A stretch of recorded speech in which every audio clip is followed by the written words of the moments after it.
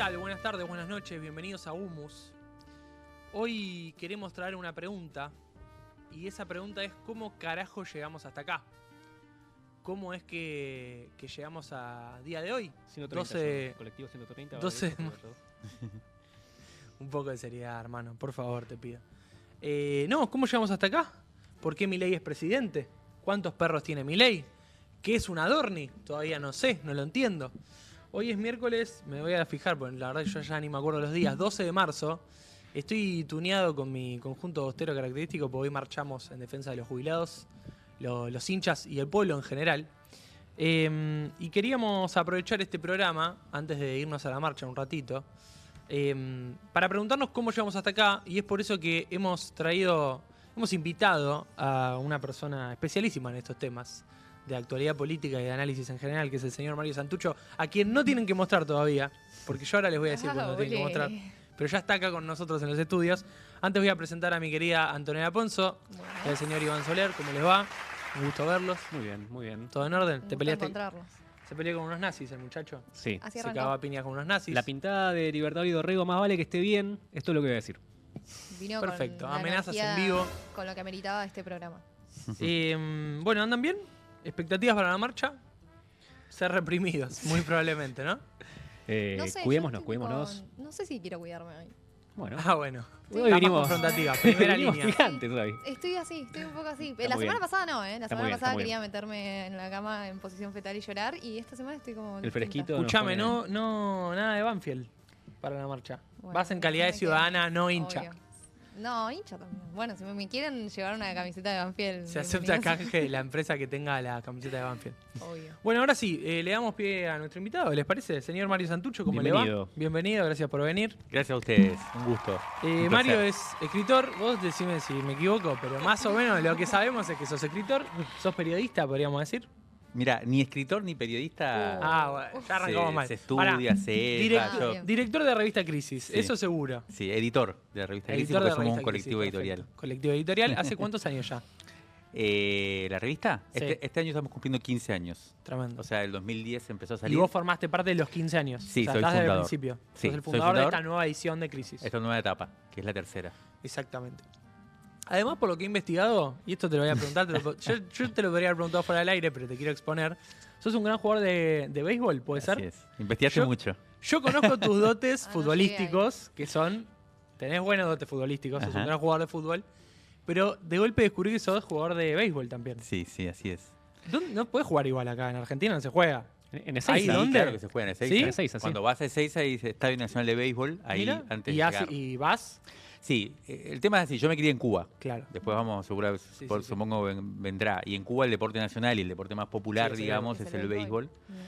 Y entonces yo tengo una estrategia, tuve una estrategia, que fue evidentemente adaptativa, que es que en Cuba, como se jugaba mucho béisbol y muy poco fútbol, yo jugaba al fútbol.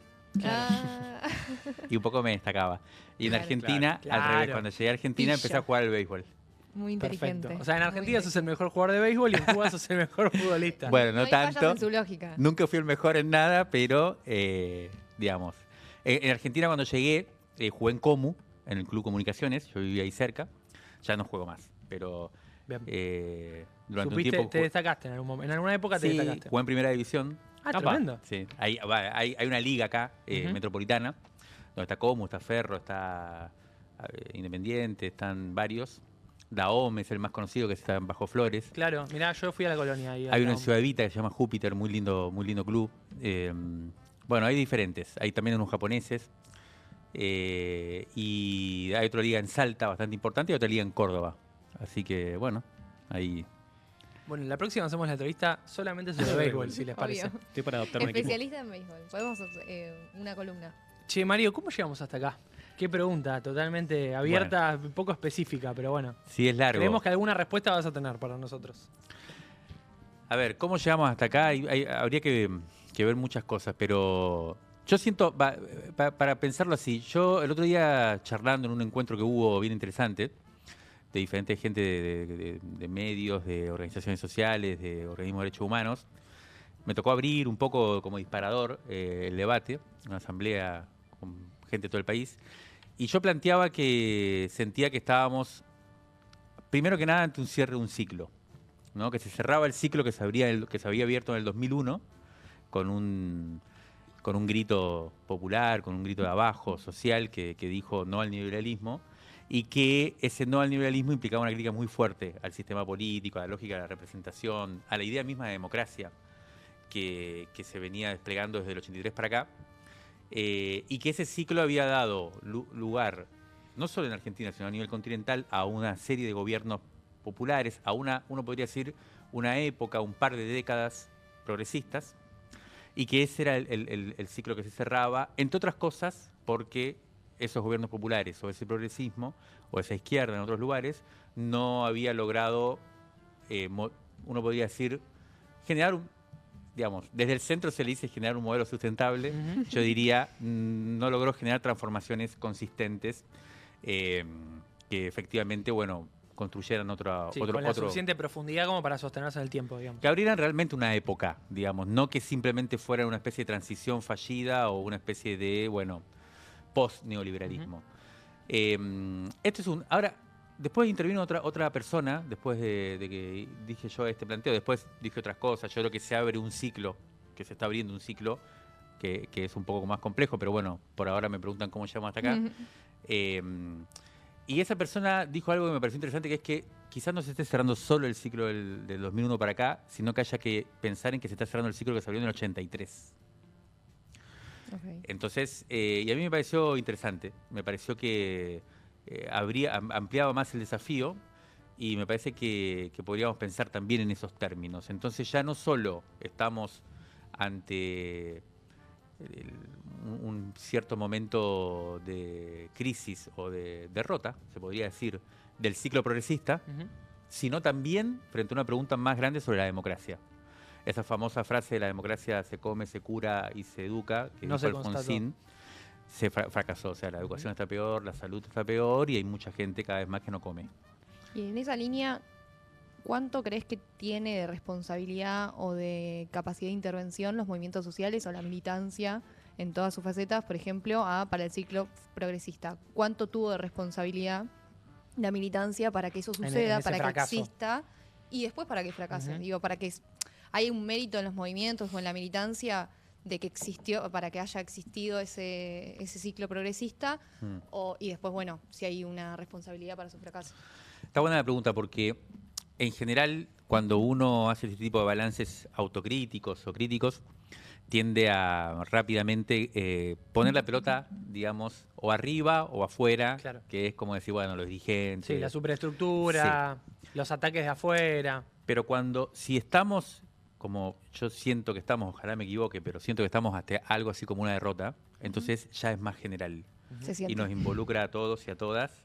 Y entonces, sí, efectivamente es como uno podría decir un bloque histórico, una generación o varias generaciones también, que estamos viendo cómo la manera en que nosotros pensamos la política y la manera en que nosotros pensamos la transformación social está en crisis y perdió eficacia y fue derrotada, podría ser, y entonces nos tenemos que hacer preguntas en serio. Yo creo que la militancia es un término muy amplio, o sea, por ejemplo, hay militancia partidaria, hay militancia... Yo soy también, como algunos amigos dicen, 2001ers, o sea, que me formé en torno a la insurrección del 2001. Esa fue la emergencia de nosotros. Yo en ese momento formaba parte de un colectivo de investigación militante llamado Situaciones, que nosotros tratamos de remarcar, de subrayar la emergencia de nuevos sujetos, nosotros llamamos nuevo protagonismo social, que básicamente eran los movimientos sociales, ¿no? Nuevos organismos de derechos humanos, como Hijos en ese momento, que yo participé en sus inicios, y que venían a relanzar los organismos de derechos humanos que venían de la dictadura, madres, abuelas y demás. Pero también la emergencia de lo que se llamó los movimientos sociales, que fueron las organizaciones territoriales que inventaron métodos de lucha. Bueno, nosotros desde Hijos inventamos el Scratch, por ejemplo, que fue un nuevo método de lucha. De las organizaciones sociales inventaron el piquete.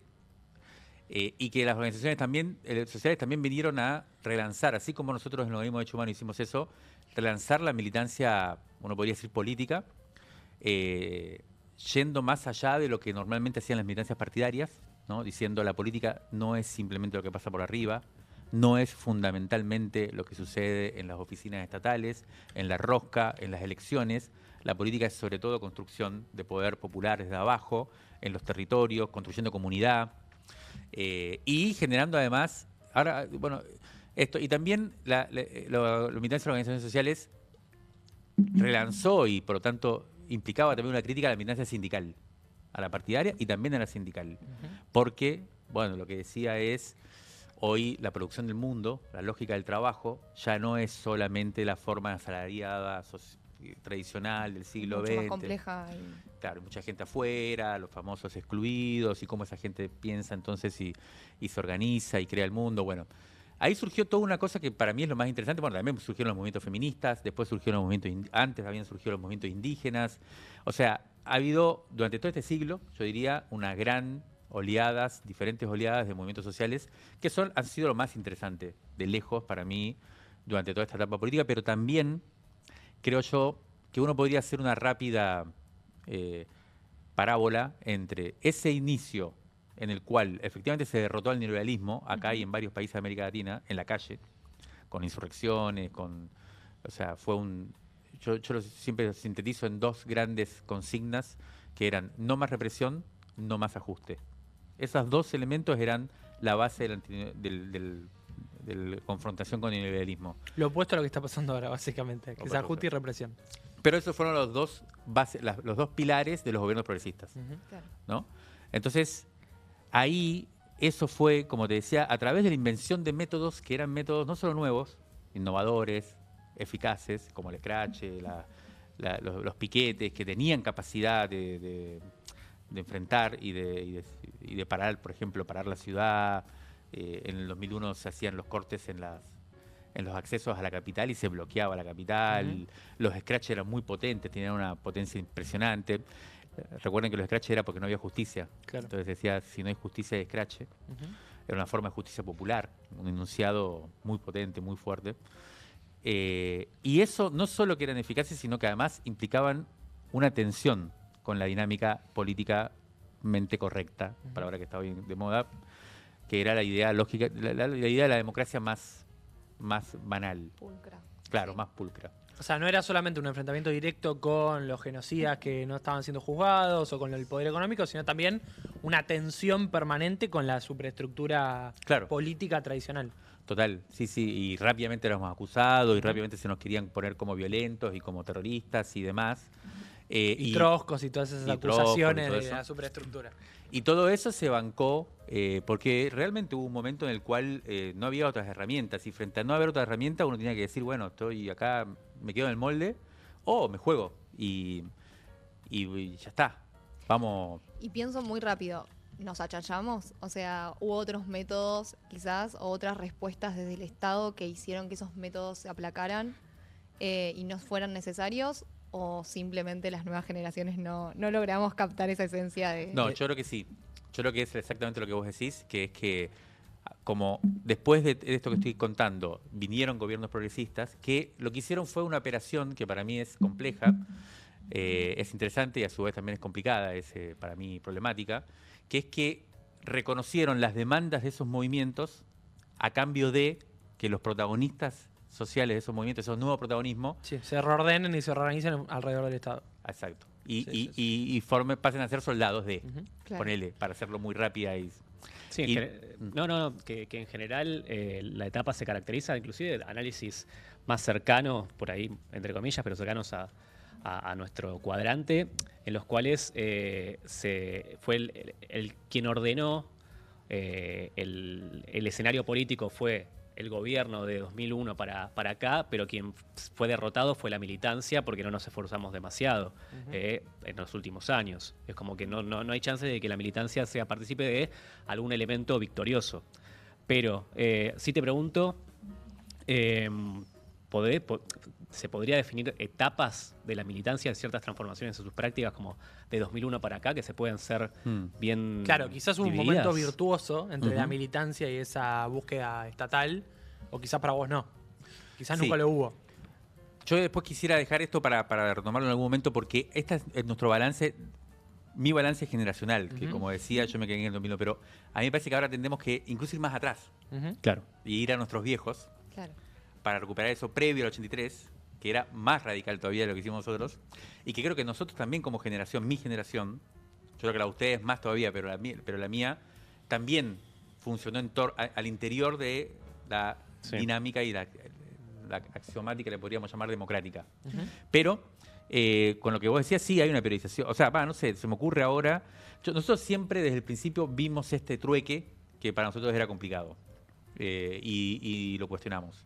Y por eso nosotros nunca formamos parte del kirchnerismo. O sea, siempre nos dimos cuenta de que había ahí algo que era interesante, que era, a diferencia de lo que pasó en el 76, nosotros vimos rápidamente que en el 2001 había habido una victoria. O sea, fue una victoria popular. Logramos derrotar al neoliberalismo. Logramos imponer la idea de que cualquier gobierno que viniera no podía reprimir más y no podía ajustar más. Claro. Redistribución y democracia, digamos, sobre todo con los sujetos populares, con los que luchan, con los demás. Eso se logró. Entonces es paradójico, porque por un lado fue una victoria, pero por otro lado yo lo que siento es que se cortó la potencialidad que tenía ese proyecto. Claro.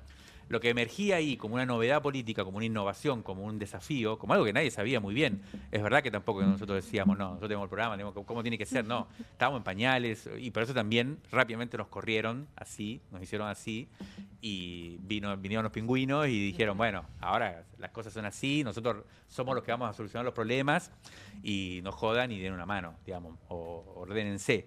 Fue un poco esa la situación.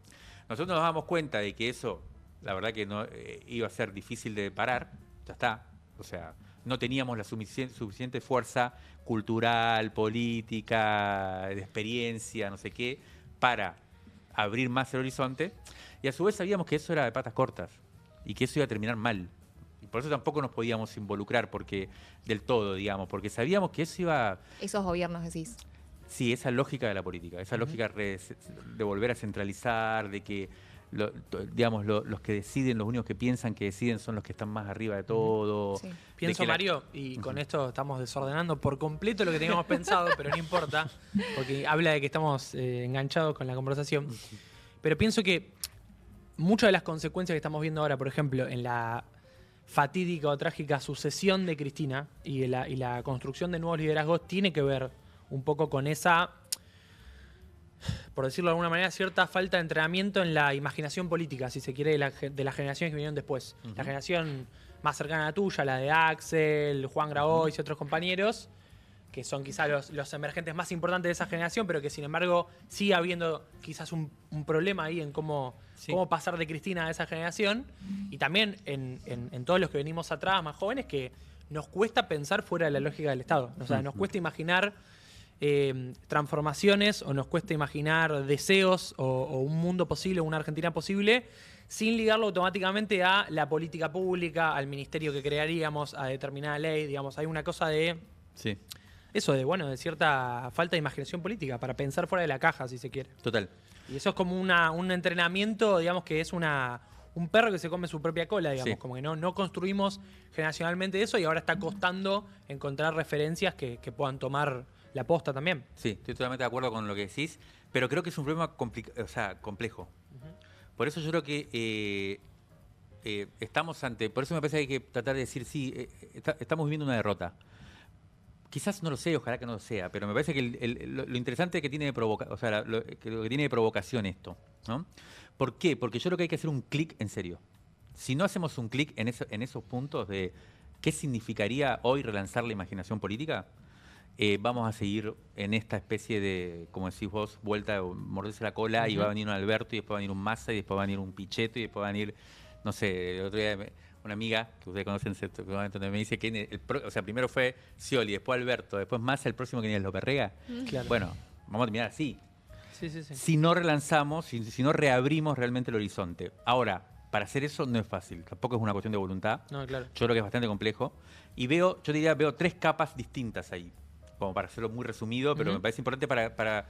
Uno es esto que estamos hablando, que es el ciclo 2001, y yo lo resumiría, como decías vos, con la idea de que la única imagen que tenemos de la política es el Estado haciendo política y las políticas públicas. Yo creo que eso es algo... Muy problemático. Muy problemático, muy pobre, de verdad lo digo, porque evidentemente arma una idea de la política que siempre va de arriba hacia abajo, que siempre va del Estado.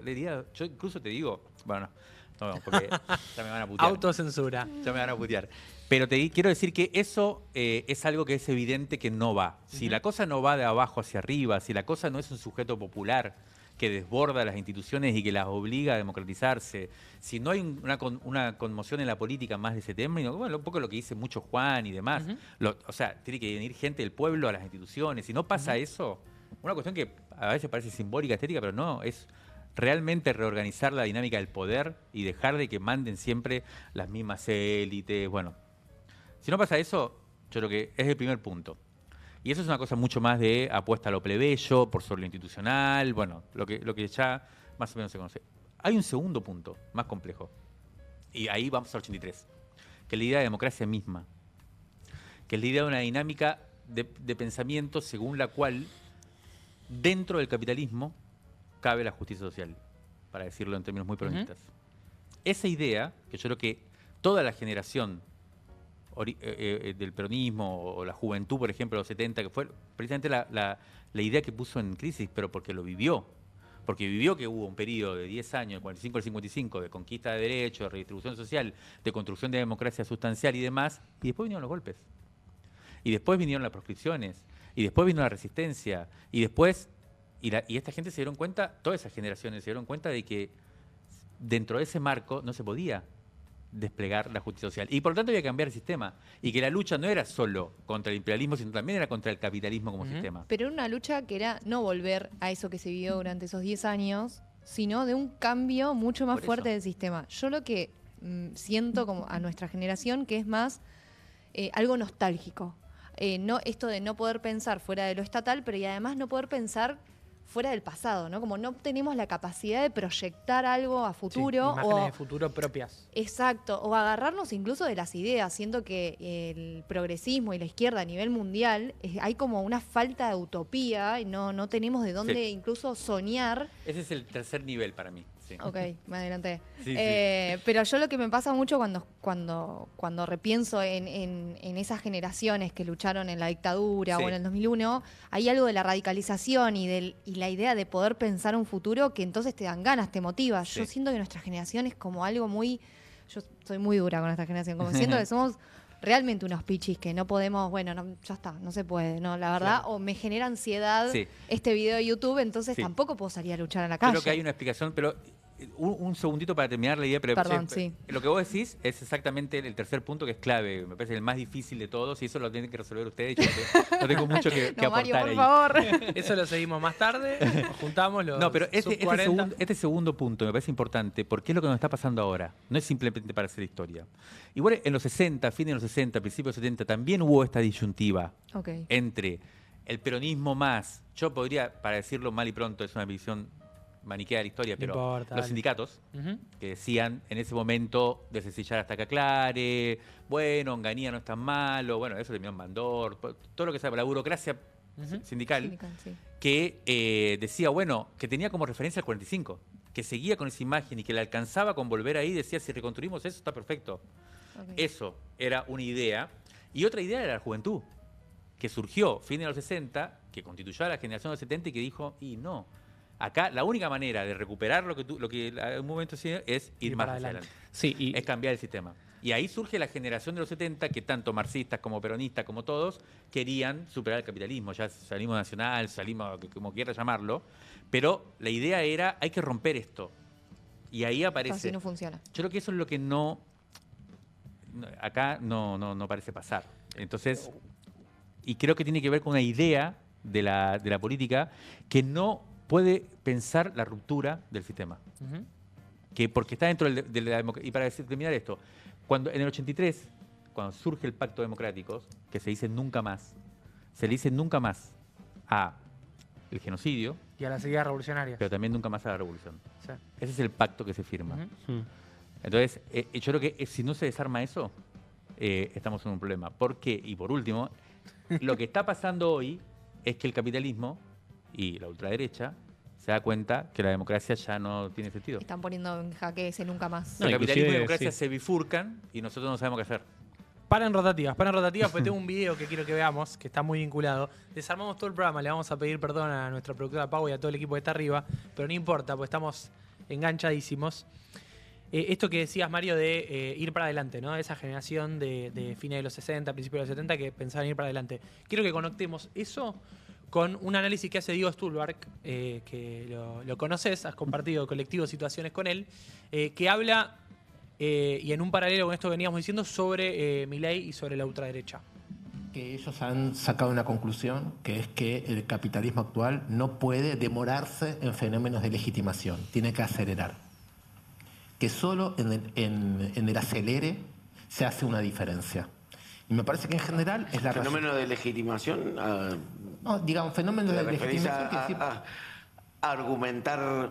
Por ejemplo, te tiro un ejemplo. Patricia Bullrich el otro día, no me acuerdo qué, tiró una mentira así directa, ¿no? O sea, como en plan... qué sé yo, como yo te dijera, ¿vos te llamas Federico? No. Así en televisión. Y vos decís como, claro, ya están jugando directamente a... No necesito argumentar. ¿A eso te referís con legitimación? Y no tengo tampoco que darte el mínimo de bienestar material como para que entre argumento y vida material haya una cierta relación. Creo que durante mucho tiempo nosotros pensamos que la legitimidad política dependía de eso, ¿no? O sea, un mínimo de bienestar y una serie de argumentos donde más o menos la realidad se te conforme. Me parece que en general el capitalismo, la parte occidental del capitalismo después de la crisis del 2008 salió para adelante. Ni distribución material, ni razones. Entonces, para decirlo así, pedalea vos también. Me interesaba mucho traer esto de Diego por esta suerte de desvinculación entre la legitimidad política y el bienestar social, que me parece que es interesante porque con esto que decíamos de que esta generación todavía no terminó de hacer el clic de lo que implica este cambio de época, más allá de que después se puede teorizar si es un paréntesis, si es un cambio de época. Algunos pensarán, como decías vos, bueno, esto pone en jaque la democracia más allá de los partidos políticos en Argentina y en el mundo. Creo que hay algo de que es muy probable que pasen las elecciones de este año y nos desayunemos que de vuelta el gobierno tiene un nivel de apoyo que no sospechamos, porque seguimos leyendo las cosas desde, bueno, a determinado bienestar social, digamos, determinada cantidad de votos en distintos sectores, en el conurbano tal cosa, en capital tal otra, y una especie de lógica política aritmética que no sé si explica este fenómeno. ¿Qué ves ahí, Mario, de eso? Primero que nada quiero decir que me acabo de ver en la tele ahí en el monitor, ¿se llama monitor? Sí. Y no dijeron nada de porque No, dijiste Boca, no sé qué, claro. y acá No, estamos es que ellos están bien vestidos. solo nombran a los bosteros. Es así, Yo es vi una cosa- amarillo y azul, dije, es de Boca, listo. Acá vengo con la del canalla. Con Mario jugamos los domingos a la pelota. Invitan. Y jugamos juntos porque los dos vamos a azul y amarillo. Sí. Siempre. Pero bueno, acá está el canalla para la marcha ahora que vamos a ir. Muy bien, muy bien, muy bien. Como hinchadas también. Bueno, sí, yo quisiera no perder un segundito, porque Sí. tiene que ver con esto igual, Dale, también. obvio. Con la ruptura entre lo simbólico y lo material, y con la ruptura de la lógica misma. Y acá es donde, para mí es muy importante lo que decías, que es, hay un tercer nivel, que yo creo que es más difícil todavía. Si en el primero es el Estado, como sujeto de la política. Si el segundo es la democracia, como marco inevitable, digamos, horizonte de época. El tercero yo creo que es más de fondo, que es el progresismo. Que es la idea de que el futuro va a ser mejor.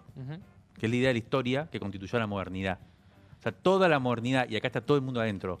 La izquierda, el nacionalismo popular, el desarrollismo, el neoliberalismo, todos pensamos dentro de esa lógica, que es el futuro inevitablemente es mejor. Eso también está quebrado.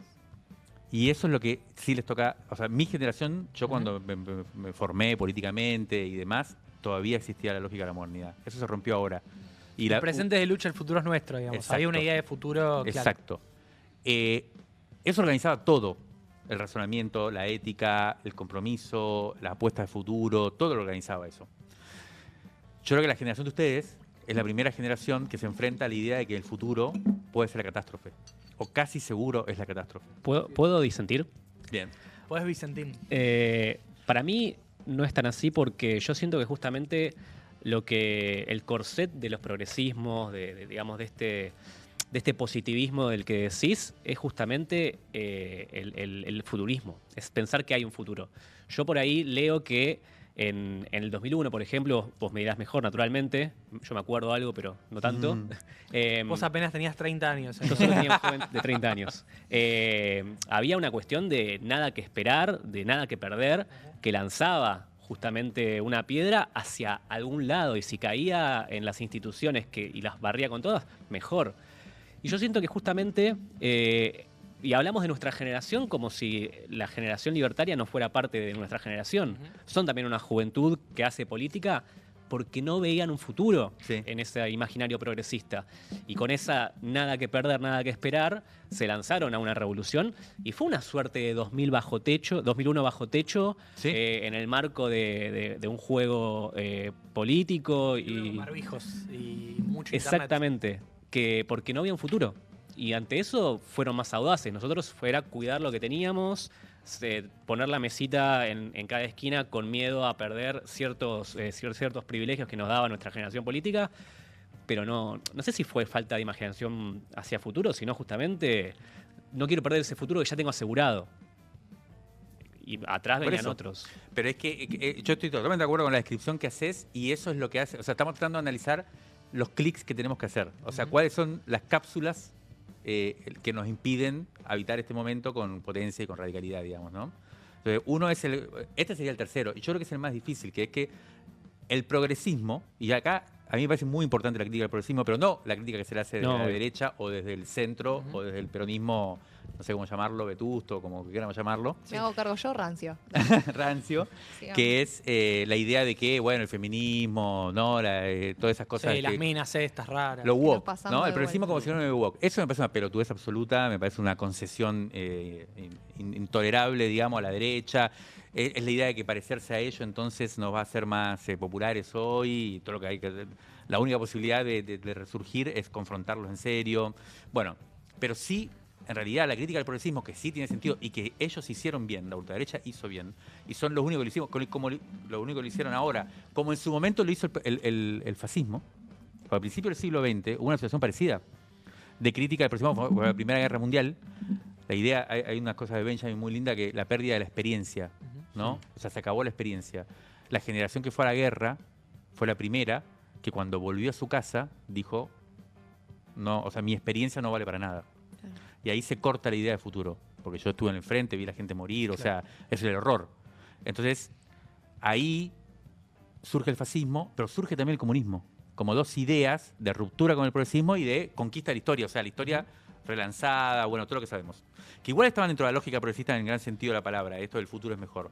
Yo lo que veo que hoy, precisamente porque la generación progresista, la generación, digamos, de izquierda, como querramos llamarle, se quedó dentro de esta idea de que el futuro podía estar bien y teníamos que cuidarlo, ese futuro perdió capacidad política, perdió sintonía con la época, perdió capacidad de decir esto es una mierda.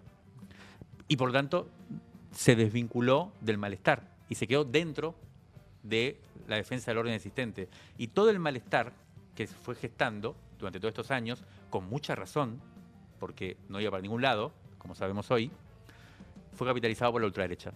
Porque nosotros quedamos dentro de la defensa de este status quo que te generaba algún tipo de orden, de futuro más o menos, que todo el mundo sabe, ahí donde digo, no podía no terminar mal, porque toda esa reconstrucción de un futuro supuestamente próspero, deseable, esa idea de nuestros mejores años, era una burbuja, o sea, era muy precario, no tenía consistencia, no tenía, y además era para pocos, y cada vez iba siendo más para menos. Salvo que vos rompieras realmente y, bueno, abrieras una nueva época. Bueno, entonces, a mí me parece que son clics de fondo que hay que hacer. Son rupturas fuertes, es como reinventarse, como rehacerse, pero no como reinventarse rápido para estar de vuelta de moda. Es como refundar un proyecto histórico. Y yo creo que va a haber que pasar un tiempo. Tenemos que escuchar mucho también. Tenemos que ver qué es lo que va surgiendo con dificultad. ¿De dónde va a salir esta energía que va a decir, bueno, mirá, no importa, como hicieron ellos, ¿viste? Cuando decían el año pasado, bueno, pero si gana Milei, va a estallar todo, y que estalle. Esa idea, que estalle, ahí, siento que hasta que no lleguemos ahí, no vamos a tener mucho más que decir nuevo, digamos, o distinto. Bueno, señores, que estalle, eso fue todo. Ay, me dejó pensando. Che, muchas cosas. Pero pienso, ¿sabes qué me da bronca, Mario? Que nuestra generación, porque nosotros somos una generación, los que tenemos 20 y pico, que no llegamos a ver quizás el momento de esplendor del kirchnerismo, vimos como más la última parte del segundo gobierno de Cristina, y que, por lo menos en mi caso, yo me sumé a la militancia con una visión crítica de ese gobierno. Y después vino el macrismo, nos hizo mierda a todos, entonces la esperanza depositada en el 2019 del gobierno de Alberto y qué sé yo, era tan alta que yo creo, y eso me da bronca como autocrítica generacional, si se quiere, que nosotros nos olvidamos el poder que tenía ese cuestionamiento. O sea, nosotros nos olvidamos que incluso en un momento muchísimo más virtuoso como los gobiernos de Cristina y de Néstor, habíamos sido críticos y habíamos tenido discusiones abiertas, y los momentos más virtuosos habían tenido que ver, por ejemplo, pienso en la ley de medios, ¿no? Que fue un debate que se dio de manera social y transversal, digamos, y democrática, y después como que nos olvidamos. Y fue como, bueno, no hay que discutir nada porque le hacemos juego, no sé Porque qué. rompe, Compramos ese porque la discurso. unidad, Claro. porque... Y un Sí. día nos desayunamos que las cosas valían 5 veces más de lo que valían 2 años antes, y que había un montón de gente que estaba enojada, y que encima el gobierno había formado parte de escándalos mientras estábamos todos encerrados, angustiados, muchos sin trabajo y qué sé yo. Y yo creo que eso es algo que tenemos que tratar de romper medio para siempre. O sea, si no es el momento ahora de entender que no existe nada genuino ni transformador de verdad, va a salir de la obediencia, digamos, generacionalmente. Digo, y para los que vengan adelante, ojalá que los pibes peronistas, kirchneristas, de izquierda que vengan ahora, que tienen 13, 14 ahora, sean incluso más extremos que nosotros, más extremos que los libertarios. Digo, yo creo que ese entrenamiento, esa gimnasia hay que tratar de contagiarla, si se quiere. O sea, Pero se nosotros vamos perdió. a ser la generación mediocre que no hizo... No, bueno, que por ahí simplemente podemos se hacer acostumbró. nuestros Yo gané aportes banda de centro de todavía. estudiantes en la UBA, te quiero decir. Buah, pero- No, pero yo creo que nosotros nos constituimos muy alrededor de la idea, bueno, sí, nosotros sí hablamos de determinada manera, nos vestimos de determinada manera, quizás en algún momento podemos ser diputados, podemos ser ministros, podemos ser secretarios, y a partir de ahí, una vez que lleguemos y ya tenemos 25 camisas carísimas, ahí quizás le podemos cambiar la vida a alguien. Y yo creo que esa lógica estatal se impregnó muy fuerte en muchas Total. generaciones. Pero yo siento que yo siento que la frustración va un poco antes, no solo que no llegas a esos lugares para transformar la vida, sino en algo muy chiquito. Salir a marchar en este contexto es como que tiene un sabor de Sí. ¿y? O sea, generamos marchas masivas, grandes convocatorias. Y realmente se siente la no escucha, realmente la impunidad del otro lado de no me mueve nada lo que estás haciendo, y que son lógicas, digo, estos mecanismos de lucha tradicionales, y que se sienten muy tradicionales, se sienten Sí. como, che, esto ya no está funcionando, tenemos que buscar otra cosa, y la incapacidad nuestra para poder pensar nuevas estrategias, incluso de militancia. Ellos nos pasaron por arriba en la digitalidad. Pensaba en el gordo Dan diciendo el celular como un arma. Nosotros ni siquiera, la generación nativa digital, ni siquiera en eso podemos pensar nuevos métodos de lucha. Nada, está todo por hacer, me parece. Podemos ser un poco más optimistas y decir, bueno, hay que buscar. No, hoy es miércoles de pesimismo. Pero... No, yo creo que no, para mí no tiene sentido el pesimismo, creo. O sea, ¿viste esa Bien, famosa vamos. frase que todo el mundo repite, pero que ya es un eslogan sin sentido ¿Cuál? y que Sí. ahora es el momento de realmente ponerla en práctica, que es el pesimismo de la razón, optimismo de la La voluntad? tengo tatuada esa. La tenés tatuada, La ¿no? tengo tatuada. O sea, todo el mundo le dijimos 20 veces, 50 veces en todo momento, Ujú. para justificar, digamos, que No hicimos bueno. mucho uso Este es el práctico. momento. de- Exacto, clave, este clave. es el momento. O Qué sea, buen Gramsci. Ahora tiene sentido. pesimismo máximo de la razón, estamos en el horno, y ahí yo creo que hay que ser totalmente autocrítico y hay que ir a fondo con la crítica, pero optimismo de la voluntad. Y yo eso, mira, yo viví los 90, yo me formé en los 90, yo tengo, sí, acabo de cumplir 50 años. Y, ¿Cuándo fue tu cumpleaños, Mario? El 28 de febrero. Perfecto, no te dije feliz cumpleaños. No, bárbaro. No, porque ahora vamos a hablar de la nota que escribiste y vi que habías puesto que había cumplido 50 y dije, Sí. cumpleaños. O sea que yo me crié, o sea, tenía 18 años en o sea, 20 años en el 95, o sea que Ujú. yo soy de los 90, mi generación era 90. Yo Además habías vuelto de Cuba en el Claro, 93. 93, o sea, Claro. volví en el 93, pleno menemismo, ¿no? Era triunfo total del neoliberalismo, yo llegaba de Cuba, mi viejo era Sos medio... uno de los pocos que no le pueden decir andate a Cuba, porque conoces. Claro. No te pueden tirar esa chica. Claro. Y mi viejo era todavía una especie de símbolo de lo que era el terrorismo. Vivíamos época de teoría de los demonios. Esto que decía antes. Más que bueno, ahora incluso, ¿no? O más o Sí, menos. sí. O sea, veníamos de que fuera hegemónica Ujú. la teoría de los demonios, ¿no? Y la izquierda era la URSS, la acababan de tirar la gente, el pueblo le acababa de tirar a patadas, era toda la idea del socialismo, todo eso era una cosa muy marginal. Y para mí fueron años, pero muy interesantes. Años en el cual estas rupturas se hacían en serio, no había queja. O sea, somos esto, ¿viste? Acá hay que partir y todo lo que vos te das cuenta cómo ibas construyendo las cosas y de repente, en muy poco tiempo, obviamente que todo esto fue una acumulación más compleja, la historia se hace de temporalidades muy difíciles, muy múltiples, pero yo viví en el 93, llegué acá y decía, esto es el desierto total, y en el 96, que se cumplió 20 años del golpe, ya empezamos a cambiar la historia, y desde el 96 al 2001 hicimos un quilombo enorme. O sea que, pero esos momentos son muy importantes, porque acá se gesta cuál es el nivel de audacia que vamos a tener de adelante. O sea, cada época está hecha, yo siempre lo digo, a nosotros nos decían los compañeros de los 70 que nosotros fuimos a buscar, que estaban bajo la cama, que no podían hablar en ningún lado en ese momento, los que habían luchado en los 70, y los tipos nos decían, los más lucios nos decían dos cosas que siempre me quedan y que ahora hay que aplicarlas. Una, estaban los que querían volver a ser comandantes. Y cuando te veían a vos, querían que volvieras a ser su soldado. A esos nosotros lo huíamos. Un saludo. Y los que decían, no, nosotros nos derrotaron, estamos acá a disposición para ustedes, que son los que vienen ahora, cuenten con esta experiencia, con lo que podamos reelaborar, pero nosotros no vamos a estar al frente. Al contrario, nosotros acá vamos a estar aportando. Yo creo que eso es muy importante, escuchar, tratar de transmitir saberes, lo primero. Y lo segundo era que nos decían, ojo que ustedes miren a los 70, porque estaban los guerrilleros, los jóvenes, las armas, un montón de gente masiva, pero los 60 fueron tan importantes como los 70. En los 60, la resistencia peronista, de abajo hacia arriba, Perón en España exiliado, no se podía mover, pero la gente por abajo ponía los caños, hacía la resistencia anónima, de ahí salió el Eternauta, toda la idea del héroe colectivo.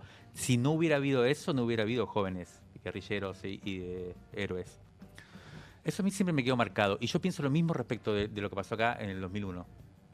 Ya hay una discusión entre el 2003 y el 2001.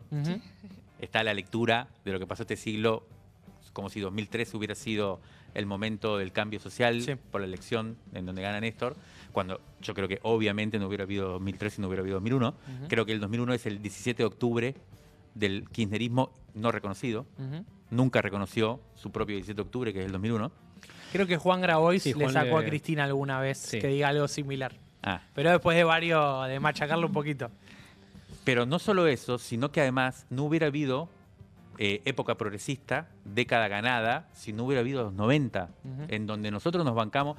Y ahí, por ejemplo, cuando hablamos con Guado, cuando hablamos con Axel, ellos siempre dicen, nosotros en los 90 no éramos peronistas. Yo no lo fui en ese momento ni tampoco lo fui ahora. Pero ellos sí hicieron peronistas. Pero en ese momento no eran peronistas. Porque peronistas era ser menemista. Entonces era agrupación independiente, en la universidad, no importa eso. Sí. El 501, TNT, todo así, sí. Implica el nivel de lo que vos tenés que hacer en cada momento.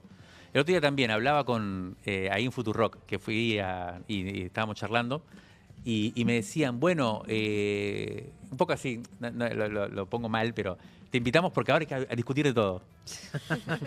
Y ahora hay que llevar la crítica full y es el momento de discutir todo. Y yo digo, pero... Siempre.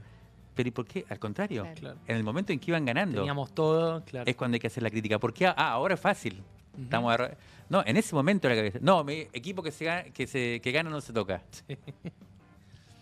No, es lo que nos trajo hasta acá. O sea, bueno, volviendo a la primera pregunta, para mí hay algo de lo que nos trajo hasta acá y nos pasó mucho en la campaña del 2023 de decir, es verdad, la educación está mal, hablemos de educación. No, flaco, o sea, estamos en el 2023 y quieres hablar ahora de educación, quieres hablar ahora de salud, quieres hablar de todo lo que está mal ahora, que tenemos la amenaza inminente de un Milei. Yo siento que eso sí, como autocrítica, es muy importante. Tengo una pregunta respecto a tu artículo. Yo iba a pasar eso, así que dale, mandale nomás. Sí, un punto. Tema del revolucionario de la víctima, la última nota que publicaste en Crisis. Exacto. Vayan a buscarla, que está pública, ¿no? Sí, revistacrisis.com.ar. Muy buen artículo. Ahí va la tapa, me dicen, de arriba. Dios dice que va la tapa. No, esa no. Parece que no, Ese justo no es Crisis. Me parece que es Infobae, pero... No, que de hace unos pocos años para acá hubo ciertas publicaciones, vos nombrás un par, La llamada de Leila Guerriero, Ujú. está Conocer a Perón, de Ujú. Abel Medina, y no sé, Discutir Montoneros, de Sliback. Hay un par de artículos que me parece que funcionan de una forma como espíritu de época. No digo que necesariamente sus autores y autoras dijeron vamos a operar de esta forma, sobre la militancia sobre todo. Mucha gente de esta nuestra generación que estamos hablando empieza como a desconfiar tanto del militante de los 70 como por operación del actual, ¿no? Que ser militante o es ser un trepador o ser un idiota útil. Yo en esos libros, en distintos grados, entendí una forma de entender, entendí una forma de interpretar la militancia muy... En esas dos claves. Sí, en esas dos claves. Sí. No sé si coincidís, qué pensás sobre todo de esto, de la figura... Hablan mucho de la militancia peronista, pero como una sinécdoque, ¿no? Como para hablar de todo. Y sobre todo esto, cómo influye en pensar la política actual, de una forma muy cínica quizás. Sí. Son cosas distintas, me parece. A ver, tendría que pensar un poco como, por ejemplo, lo que decís de Conocer a Perón. Pero en el caso de La llamada, sí me parece muy claro. Y me parece, yo por eso escribí ese artículo. En ese artículo hago un recorrido por 3 libros distintos, pero que empieza con uno que no es, que a mí me parece que es un libro interesante, que se llama Traiciones, que es de una investigadora llamada Ana Longoni, que fue publicado a principios del siglo, y La llamada, que es del año pasado, creo, que es como, pero yo veo ahí como a pesar de que son muy distintos, veo como un arco que tiene que ver con esto que estaba tratando de decir, sobre todo el tema de la democracia, ¿no? Que es la idea de que el otro eje que puso en juego la democracia muy fuertemente es que como se le dijo no al genocidio, pero también se le dijo no a la revolución, ¿qué pasa con los militantes? La pregunta es un poco esa, ¿qué pasa con los militantes? Y los militantes pasan de ser, yo diría en los 70, combatientes, revolucionarios, ¿cómo podríamos llamarle? Gente que desafía el sistema, que quiere cambiar el mundo, gente que tiene una utopía, que es audaz, que quiere romper lo establecido. Por eso también se asimila una generación que rompía con, bueno, la vanguardia, la idea de vanguardia, ¿no? Estética, política. Y de repente, como eso es aniquilado, pasa a ser la víctima. Y el sujeto de la política en la democracia es la víctima. Es la víctima porque es el que fue torturado, porque es el que fue ya no solo la persona como tal, sino, uno podría decir, la sociedad. Igual toda esta construcción está puesta en base a la víctima específica. También es por ejemplo, nosotros desde Hijos, una de las discusiones más interesantes que tuvimos es si hijos teníamos que ser solo los hijos de... Y había 3 posiciones. Desaparecidos y asesinados, era la más restrictiva. Los hijos de los que se habían sido exiliados, los hijos de los que habían sido presos políticos, no. Solo asesinados. La segunda decía las 4 figuras de la víctima, que eran asesinados, desaparecidos, exiliados y presos políticos. Y la tercera, que era que para nosotros era la más interesante, que era población abierta. Cualquiera que se sienta que fue parte de esa generación aniquilada es parte de nuestro organismo de hijos. O sea, no hay distinción entre familiar, víctima. Yo creo que lo que sucede con la idea de víctima es que se construye en torno a esa figura la idea del sujeto político. Y eso desplaza al sujeto político real.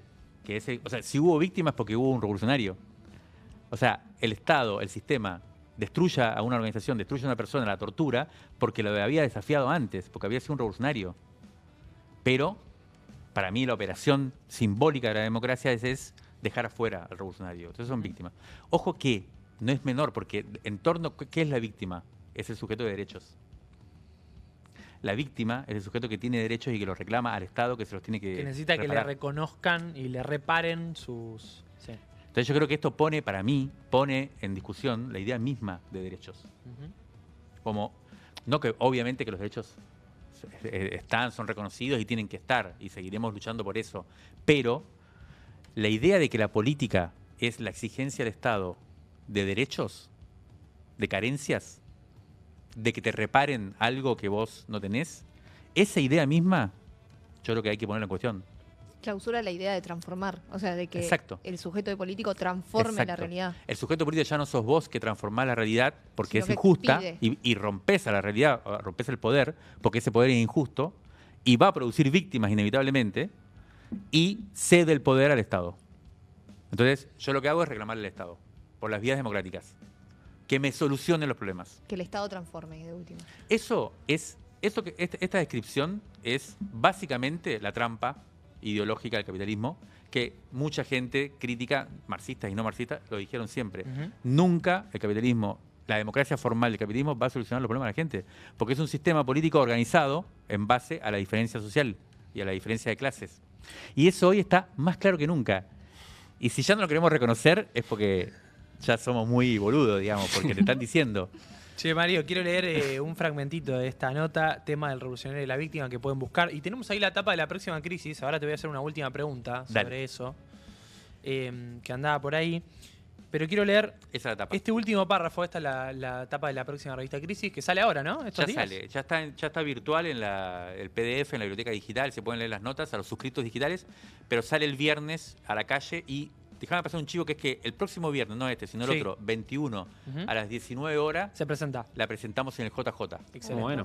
Todo marcha acorde al plan, dice que es Sí. uno de los lemas que tiene Y mi amigo Santi Santiago Caputo. Quiero leer un párrafo final del texto que publicaste que dice: no sabemos cómo serán los héroes y las heroínas que vendrán, pero si queremos que germinen, es preciso salir del closet de la victimización, porque ese es el lugar que nos han reservado para mantenernos en la impotencia. Que bueno, tiene mucho que ver con esto último que estabas diciendo, y me parece que estaba muy bueno traerlo. Che, Mario, última pregunta, porque ya el tiempo se nos escurre. ¿Qué nos podés adelantar de justamente lo que estás por publicar en la próxima crisis? Entiendo por lo que publicaste acá en tema revolucionario de la víctima que tuviste un encuentro un tanto particular con alguien que en tu biografía personal y política es relevante. No sé qué nos querés contar y spoilear de eso. Sí.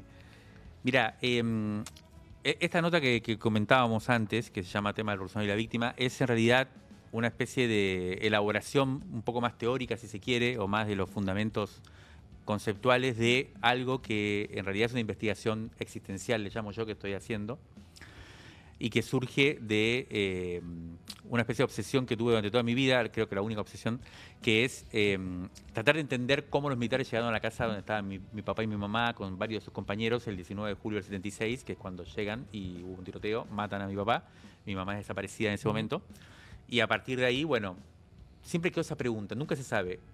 Parte de los efectos de la dictadura es precisamente no saber estas cosas. Claro. ¿Qué pasó? No solo no saber dónde están los cuerpos, que incluso el de mi viejo, como lo mataron, y además lo publicaron en todos los diarios como una especie de triunfo y de botín de guerra. Sin embargo, nunca nos dieron el cuerpo, por ejemplo, sigue desaparecido. Y mi mamá está desaparecida también.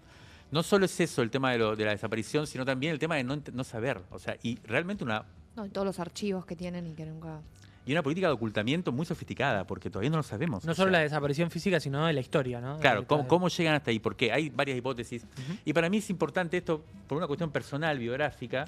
Hay algunos que dicen que había un infiltrado, por ejemplo, que era un importante dirigente de la organización revolucionaria que estaba infiltrado y que dijo dónde estaban. Si es eso, es todo un tema. Hay otra versión que dice que ellos tenían, mi papá al día siguiente se iba a Cuba, se iba a reunir con nosotros. Y se había quedado un tiempo más porque ya el ERP había decidido que se tenía que ir, porque acá corría peligro. Y él dijo, no, me voy a quedar 15 días más para tener una reunión con la dirección de Montoneros, porque se estaba forjando la unidad. Se queda hasta el 19 de julio, el 19 de julio iba a haber una reunión a la mañana, a la tarde se iba y se suspende la reunión. Los montoneros suspenden, dicen, no se hace. Entonces, otra versión dice que fueron los montoneros los que... Claro. Si fuera así, sería todo un tema. Sí, cambia la historia. Y la tercera, Fuerte. que es lo que yo creo, es una historia, que es la que yo estoy investigando y que es básicamente un tipo que era cercano a la organización, como se llamaba en ese momento periferia, colaborador, que le secuestran a la mujer y que él, a cambio de que liberen a la mujer, Da entrega información. una cita con un compañero de mi papá muy cercano, que bueno, a él lo agarran y bueno, y ahí sí llegan a la casa donde estaban. Esta que para mí es la más verosímil, pero hasta ahora no podemos confirmarla porque no sabemos muy bien cómo. Bueno, apareció hace un par de años un cable de la CIA en donde dan cuenta de esta mi versión y ponen el nombre de la persona que habría sido. Esa persona está viva. Para mí es un elemento bastante, no concluyente, pero un elemento bastante fuerte de que Sí. esta hipótesis es así. Yo escribí esto en el número anterior de la revista, no, Sí. en un número anterior, en el 62. Sí, hace un par de números, sí. Conté que había encontrado esto, conté que estaba frente a este desafío y ahí conté que lo iba a ir a Le ver. vas a entrevistar. Bueno, y efectivamente lo fui a ver y en este número que sale ahora Vas a contar. cuento cómo fue ese encuentro. Pero básicamente lo que yo te diría es, tuve una conversación con esa persona lo niega, pero por la reconstrucción que hacemos y por la investigación que hacemos, no termino de creerle que él no haya sido. Ujú. Entonces seguimos en la misma situación de que no se puede ni confirmar ni descartar. Y además, nosotros lo que yo estoy planteando y lo que le hicimos en ese momento, cuando publicamos esa nota anterior, es no publicar en la web, sino solo en la revista impresa. No por una estrategia de venta, sino porque nos parece que no, que son discusiones que tenemos que tener en un marco más cuidado. Y la verdad que fue un experimento. Yo no sabía si escribirla. Sentí que tenía que escribirla también porque tenía que compartirla, porque también esto solo, viste, uno es como una especie Sí, de cosa claro. que te quema. Entonces sentí que tenía que compartirla y a su vez creo que si esto se pone simplemente virtual, se convierte en un quilombo, todo Ujú. se tergiversa, empiezan los quilombos, las Sí, sí, se discusiones. somete a la lógica de la actualidad. Sí, una locura. Entonces, la verdad que dijimos, vamos a publicarlo solo en la impresa y funcionó muy bien. Vos sabés que funcionó muy bien. Fue interesante, se respetó, no se publicó y generó una discusión bien interesante también en las presentaciones de la revista. Supongo que en la presentación del viernes vamos a hablar de este tema también. Y es algo para que yo necesito también que pensemos, porque además tiene que ver con todo esto que estamos charlando. ¿Qué hacemos con esta persona si es así? Para mí no tiene sentido pensar la lógica del traidor, que es la lógica del revolucionario. Tampoco nos podemos quedar simplemente con la idea de víctima. Bueno, tenían a la mujer y sí, bueno, pero él, en fin, Sí, no es puedes- complejo, no se puede reducir, pero Y en torno a estos dilemas, para mí tenemos que construir algo que yo creo que no sabemos del todo. ¿Cómo se construyen para mí las figuras del compromiso y de qué estamos dispuestos a hacer de aquí en adelante sobre la base de que, bueno, se cambiaron completamente los términos de la discusión? Bueno, señores, tienen que ir a @crisis revista, crisis-revista y suscribirse a Crisis, ¿no es que cierto? a mí me quedaron un montón de cosas para hablar. Sí, a mí también, pero tenemos... La podemos seguir con... La verdad que tendríamos que hacer un capítulo 2, Mario. Sí, la verdad. Eh, Vénganse a la presentación de la revista, la seguimos dale. ahí. Sí. En JJ dijiste, ¿no? El Sí, 21 JJ. 21. 21 a las Perfecto. 19 horas. Bueno, Mario, muchas gracias. ¿Te divertiste? ¿La pasaste bien? Sí, muy bien. No sé muy si bien. divertir es la palabra, pero estuvo interesante. Sí, me divertí, estuvo muy bueno. Bueno. Muchas gracias. No, gracias a vos. Nos vamos ahora todos para la marcha a defender a nuestros queridos jubilados. Y bueno, eso fue todo, gente. Denle like a esto. Bueno, ya saben, le tienen que dar like, lo tienen que seguir. Repetilo, Tienen que ojo, seguir repetilo. a Revista Crisis en las redes sociales. Pueden conseguir el próximo número que sale en los próximos días. Y no sé, ¿algo más para decir? ¿Eso fue todo? ¿Ya Pongan está? like, ¿Estamos? comenten, Denle compartan. like, comenten. Denle like. Necesitamos mucho eso. Mándenlo, pasen la voz, eso es importante también. Si llegaron hasta acá significa que la conversación algo los entretuvo, los nutrió, les disparó preguntas, así que se lo pueden mandar a un amigo, una amiga, a una pareja, a un tío, a un abuelo, Un chong, una chong. el que quieran. Che, bueno, muchas gracias Mario, de verdad. Gracias Ok. Santo, gracias Iván. Uf. Y nos estamos viendo, gente. Saludos, hasta el próximo miércoles. Adiós.